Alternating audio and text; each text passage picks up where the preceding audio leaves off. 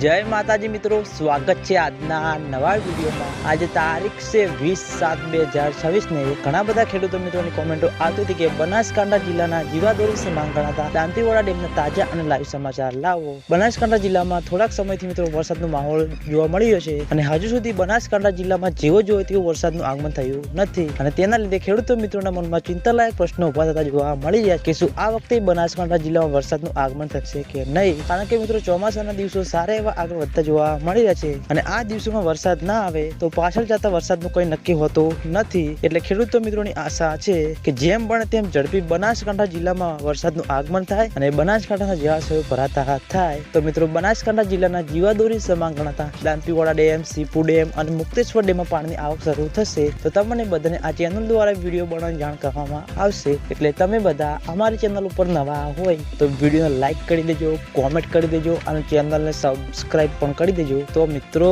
જય માતાજી।